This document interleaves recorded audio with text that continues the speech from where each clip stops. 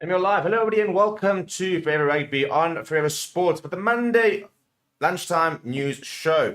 A very interesting weekend of rugby we did have, and some interesting news surfacing over the weekend and this morning. So, plenty to get through in the next sort of half an hour. And in the show coming up, we'll be talking about the Six Nations, the fact that Ireland are one match away from a Six Nations Grand Slam. We're going to be talking about the fact that England absolutely hammered by France. We're going to talk about the Currie Cup, some very interesting results there as well, including some very big defeats to the likes of the Bulls and the Lions. We're going to be talking a little bit about the new World Rugby laws, about the tackle height as well. That's going to be sort of the main focus of the show. So, yeah, please do smash like on the video. Please do subscribe to the channel as well if you're new to the channel. And yeah, let's start with the tackle law, shall we? So, over the weekend it surfaced, and I'm trying to work out when exactly it came out. Where was my World Rugby email? But basically, World Rugby have announced plans to look at lower tackle heights across the amateur game, with a view to using that as trials, for example, to get more information, and then to potentially, roll that on further to the international rugby and professional rugby as well. And they are the custodians of the professional game. So it's going to be interesting to see exactly about what everybody's going to have to say. And I think it's a very contentious one, isn't it? The whole sort of tackle height debate and stuff like that. And I think that we need to be quite unemotional about it almost to a certain degree, because the knee-jerk reaction is, no, you're changing rugby too much, and this is going to be, it's going to ruin it, and, rugby's gone soft, and everybody needs to just, man up, and, concussions are part of the game, and, collisions are part of the game, and stuff like that. And I think that it becomes all very, it's too easy to sort of just have that revert. We actually need to be a little bit about, measured about this, and actually, yeah, I think actually genuinely just look at what are the reasons, what are they going to change, how is it going to affect the game, is it a good thing, is it a bad thing? Now, first of all, let's look at what are they going to try and do? So they're not looking to go to waist-high tackles, by the way. It is below the sternum, so basically below your chest area, so sort of there and there. So it's not quite waist height. It is more sort of mid-chest to be discussed, and that's what World Rugby are sort of rolling out. And basically, they are encouraging national unions to join this program, to work with global with World Rugby, and to sort of create a program to sort of then get more sort of information about it and see if it works, if it doesn't work, and stuff like that. So this is from World Rugby. So basically, World Rugby's executive board has recommended that unions participate in an opt-in global trial of lowering the tackle height in a community game to below the sternum, and also known as a belly tackle. So as I said, not waist height, chest height. So mid-chest downwards. And the reason for it is safety at the end of the day. And basically, obviously we've been quite aware of the growing number of concussions that's happening within the game. We've got lots of people sort of forced into early retirement. You think of the likes of Pat Lambie, for example. And there's now obviously that very big lawsuit from former players against World Rugby, where they're basically saying where they're suffering with dementia as young as in their 40s, and they're saying that things were not done in the past to make the game safer, and now we are reaping the rewards of that. So this is the action plan, apparently coming from World Rugby, is due to the World Cup Council in May. So basically, World Rugby will continue to consult with unions on lower tackle height implementation and guidance around key tackle elements, including double tackles and tackling near the line. Guidance will be provided and linked to Game on Global, World Rugby's community game modified law variations, and Tackle Ready, the best practice tackling resource, both of which are already available to unions. Implementation will be approved on the proviso that tackle techniques education is undertaken by respected unions for players, coaches, match officials, and disciplinary personnel. World Rugby will promote a new non-contact game and other modified contact games. World Rugby will continue to seek and listen to feedback from everyone who loves the game. yeah, that's what they're talking about. But first of all, it's not going to happen at the professional level right now, and it's not going to happen for quite a while. So I think we don't need to stress, and I think that the Boks aren't going to be able to are going to be busy looking at sort of waist high tackles come July. That's not going to happen yet. What they're doing is looking more for the community game. And in terms of the supporting research and why this is going to be trialed, it says that initial data from the Otago Community Head Impact Detection Study, ORCID, was presented at the 2022 World Rugby Player Welfare and Laws Symposium by Professor Melanie Busby of the University of Otago. The data shows the tackle leads to more head accelerations than rucks or mauls. Higher tackles and head-on-head contact leads to higher forces on the head, obviously. The session titled Medical can be viewed in full here.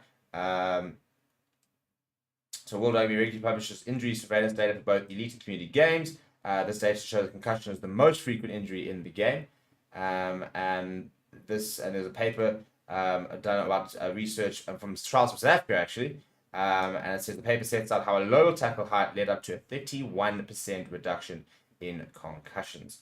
And yeah, so it's, to be honest, there has been research done, and the data is very promising. And so what does it mean for SA Rugby now? What is SA Rugby's response? Well, SA Rugby have sent out a statement this morning, and it says that they're going to discuss tackle height changes for amateur rugby. The bullet points here are World Rugby recommendation to reduce tackle height to mid-chest to be discussed. Research shows tackles above this point 4 more times likely to lead to concussion. Unions be encouraged to opt in the global law trial. Recommendation to be considered for possible school and club implementation. Basically, at the moment, as I said, nothing is set in stone at the moment. So basically, what's going to happen is SA Rugby are now going to be talking to the unions. Your Lions, your Bulls, your Sharks, your Western Province Rugby Union, etc., etc. And basically, they then need to go and try and get their buy-in and basically say, right, chaps, this is the mandate from World Rugby. World Rugby wants us to try this. World Rugby wants to try and implement a lower tackle height and reduce injuries.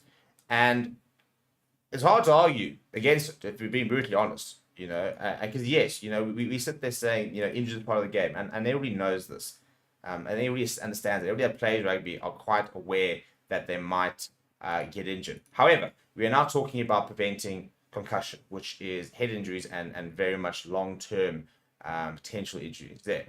And what they actually found is that because when tackle heights dropped, there was actually more sort of the ball being thrown around. It was actually a much faster paced game because people are able to offload. Whereas if you're being hit sort of up here at stuff where the ball is, for example, then the idea of ball and all tackles. So it's going to be interesting to see what's going to happen in terms of how does the game get impacted? Does it get impacted? Are we going to see a massive impact, or is this one of those things where a little bit like 50-22s and stuff like that? It's one of those things where you've implemented and now you're actually just growing accustomed to it and you're used to it and you now almost can't think about time before it happened.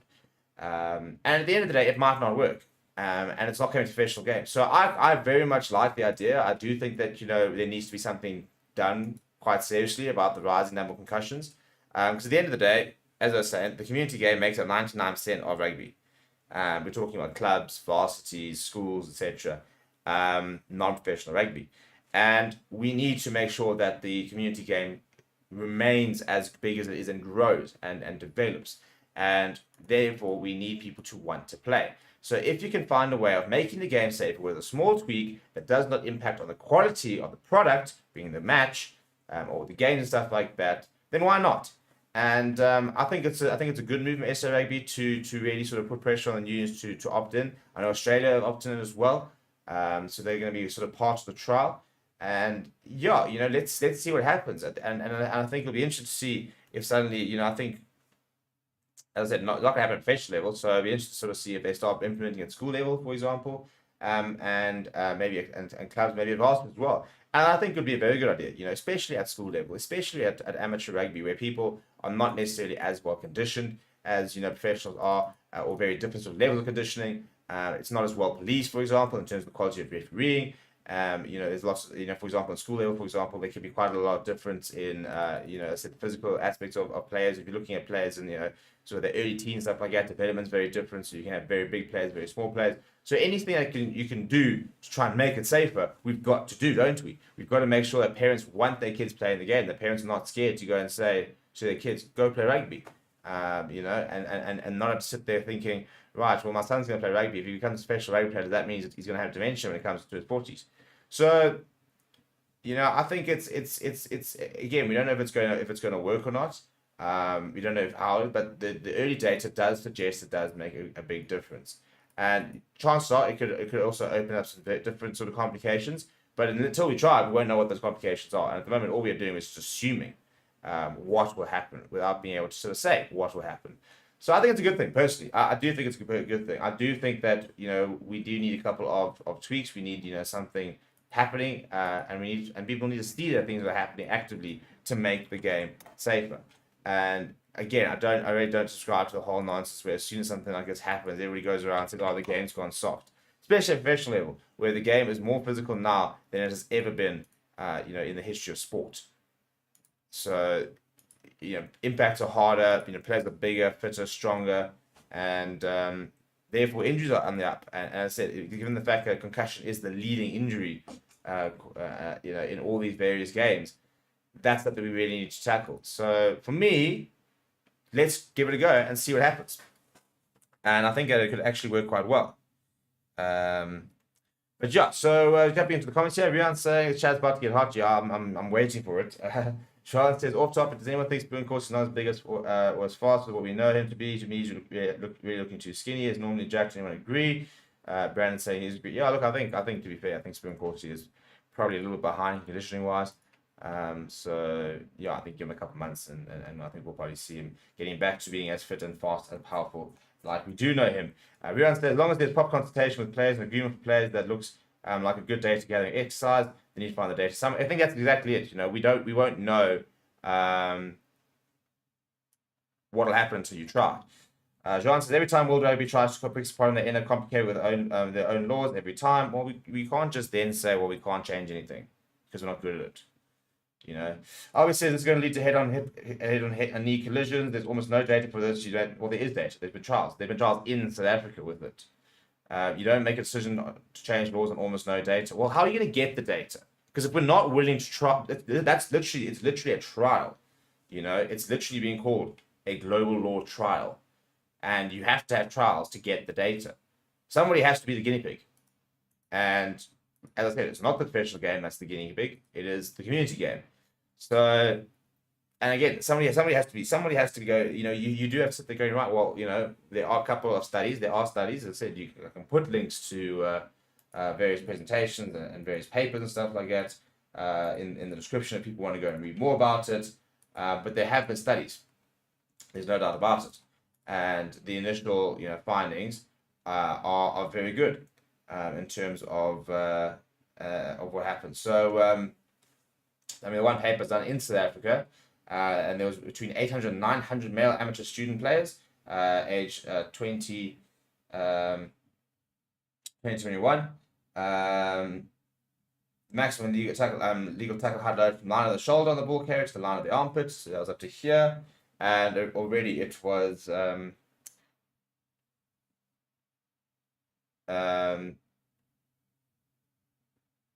there was some good stuff coming out there. So conclusion that despite a trend towards reducing injuries, head injuries and SLC, low maximum tackle height to armpit level do not change the SLC instance in the amateur male call. Most time lost head injuries and SLCs occur during the tackle. Further tackle related intervention to reduce SLC instance require investigation. There's like 2 studies and they weren't even long nor large enough studies. Well, this is the thing. We need to have studies. This is what this is. This is a study. The entire thing is a study. Otherwise, how do we do it? How do you change laws if without trials? This is the whole point of it. You have to have a trial. We have to have it. And it's an opt-in trial. So the World Rugby are not telling. I don't like World Rugby. Nobody really likes World Rugby. There's a lot of issues there, but they're not telling AC Rugby you have to do this. They're saying, listen, guys, there's initial data that suggests that this will help. We need your support to try and see if this is the case. So please, would you guys jump on the bandwagon, go and try and implement this to amateur level, and see if things help. And if it does, then fantastic. If it doesn't, then they scrap it. That's kind of the whole point of a trial. That's how they work. So we have to have these, otherwise we'll never know. you know. So nothing's been confirmed yet. I do think that Varsity Cup, for example, I'm sure probably it will be a competition that will change next year. And when it comes in terms of SA Rugby doing it, and I think this is a very good point being made by Jean, saying by lowering the height, SA will reap the rewards by setting standards of positive play, player protection, and most lead in the world in positive play. The standard set will take away the bad guy ID. I think it's 100% correct. I do think that when it comes to trials about safety and about making the game a safer game, you cannot be the old school mentality people that just go, no, we're not going to do it. We're not going to do it. We're not going to do it until we actually get told that you actually now have to do it.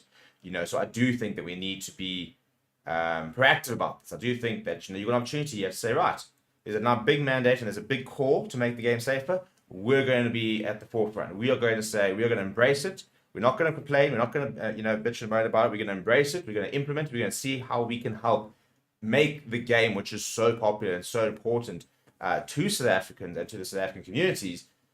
We're going to make it safer. We're going to protect it. We're going to make sure it grows. We're going to make sure that this product, this sport that we all love so much, is going to survive because it's going to be safer and more people are going to want to play it. We can't afford to be left behind about this. We cannot afford to be that weird union, not refusing to do it until we actually have to, because it's just going to reflect badly on us. So that is that. As I said, no decisions have been made yet. The poll is very interesting, by the way. It's 50-50 off 24 votes, so please keep voting on that. I'm going to end that before the end of the show. And let's look at some rugby results, shall we? And the first one I want to look at is the Six Nations, because there were some very interesting results this weekend. The first one, Wales bonus point victory against Italy. A pretty poor first half of Italy. Wales pretty much blew them away there. Italy actually scoring more points in the second half, but just weren't really good enough. A couple of very sort of poor defensive lapses. I think 2 tries, ironically, pretty much the margin that probably shouldn't have scored. In the Liam Williams try and the Rio Dyer try, that was a bit sloppy. And this Italian team, I think, we keep saying it's got a lot of potential, but it needs consistency, because they've got some very good moments and had some very good moments throughout the game, but they didn't happen enough, and they switch off far too many times. But the result of the season: 53 points for France, 10 for England. I mean, that was an absolute shocker for England. I've never seen an England team play so badly, ever. So yeah, I think Steve Borthwick's waking up under a lot of pressure today. I think that was the best we've seen France in a while. And that was another big warning to the rest of the world, to basically say, we're back. Everybody keeps sort of thinking, oh no, maybe this French team isn't all that. And they basically came and rocked up at Twickenham and said, okay, we are all of that and more, actually. Be afraid, be very, very afraid, because yes, it's a poor England side and they didn't play well, but 53 points is 53 points at the end of the day. 43-point win margin is pretty impressive. And then Ireland, still on track to their Grand Slam. Scotland not able to do the job despite a lot of injuries to Ireland. Half time was very close, and then 22-7 as how it ended. I still rate the Scottish side. I still think it's a very good Scottish side. I think it's a Scottish side that could be, competing with some of the best of the world. At the end of the day, Ireland was one step too far. Now, if you look at the last round, which is happening this weekend, very interesting games. Scotland's taking on Italy in the first game, so you kind of backed them to be able to get the job done there, one imagines. And then France taking on Wales, which means that by the time that Ireland versus England kicks off at 7 o'clock, Ireland will know what they need to do. Ireland will know what they've got to do to try and win the Six Nations. And whether it's just a win, whether it's a bonus point win, because if France go and beat Wales with a bonus point, France will pull level with Ireland, and then Ireland kick off, just literally about half an hour later. So I think it's quite an interesting weekend of rugby, to be honest. And I'm really hoping that France do go and beat Wales quite convincingly, so the game becomes very important, because England have to respond and Ireland needs to win the Six Nations Grand Slam. So yeah, I mean, lots of pressure on England. Wales, for example, now playing against a very good French side, which is kicked into gear. They were better this weekend. Still not phenomenal, but they were much better this weekend. Seem to have taken a step forward. Seem to be going back to basics, which was working for them. So now they need to then take another step forward, and they need to keep building, because Warren Gatland has now got very limited time to turn this Welsh side into something that can kind of just not embarrass themselves when it comes to the World Cup. And I don't really know how he does that, but he's got very few select games to do it, and this French game is going to be a very big opportunity for him to sort of gauge where he is with the squad and what sort of where he should be looking at for come the World Cup. We'll then look at the Currie Cup, shall we? And again, some ridiculous results. The Pumas, reigning champions, blowing the Bulls out the water yesterday, 63 points to 15 at Loftus. There are big problems at the Bulls all of a sudden. I don't know how a union can go from being so such a well-oiled union. They were winning Currie Cups for fun. They were hammering every side, and in the space of like 18 months, not even 18 months, like 12 months, everything should have fallen apart a little bit. So we don't want to get too apocalyptic about what's going on there, but that is not a good result. That is problem city. You can't, as Edgar Maratula, you must be watching that going, what the hell have I got myself into? And Jake White must be watching it going, well, we're supposed to respect the Currie Cups. It's a fantastic competition. We want to win. That is not how you win Currie Cups. Lions versus Western Province, quite a good game. 44 points, 28. Western Province just outplaying the Lions in the end. Sharks beating the Griffins, who are now in the Premier Division, 32 points to 16. And I looked a bit sketchy at one point, but they did manage to sort of kick into gear and get the job done. And then the first game was on Friday, and the Greek was lost to Cheetahs, 42 points, 19. We want Pino rolling back the years in what was a very accomplished performance from the veteran scrum half. Who just continues to play. I mean, he aged like a fine wine. I think him and Mornay Steyn, it's tough to say who's really aging better because jeepers, the older these guys get, it's just the better they get. They seem to be able to sort of play within themselves now and still produce a lot of very good performances. So yeah, it's gonna be interesting to see how this Currie Cup plays out. And to be fair, I think I only watch sort of select moments and select games and stuff like that. But from all I heard is quite good things about the Currie Cup and the rugby that was seen. Obviously, Bulls versus Pumas is not a great game for a product, but I heard good things about the Cheetahs versus Greekers game.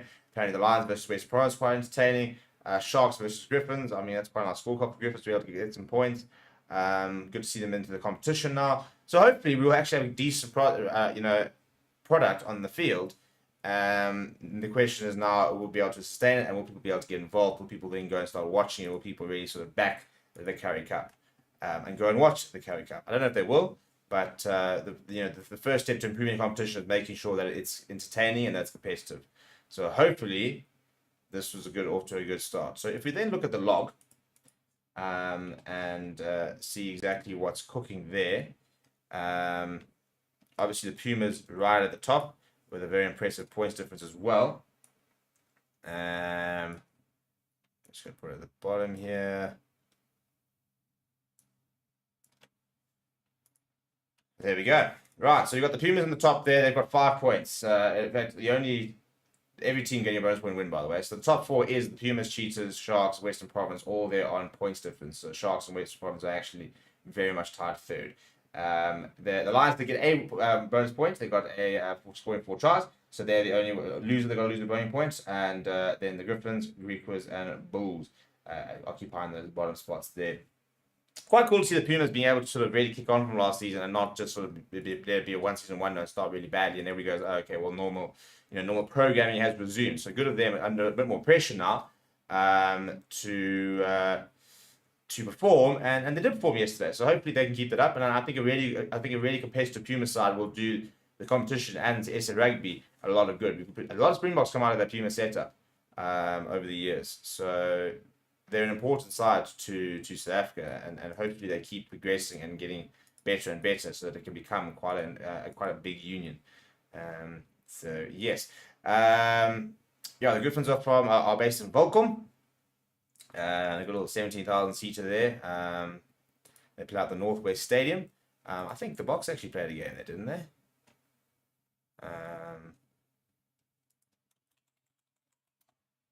They played. Where did the Boks play? They had that one game where they had to play during the FIFA World Cup, and the basically no stadiums available. Could have been that one. I can't remember, to be honest. It was a long time ago. But yes. That's where they are. They're playing purple as well, so it's quite cool. They have a bit of a different color. involved there.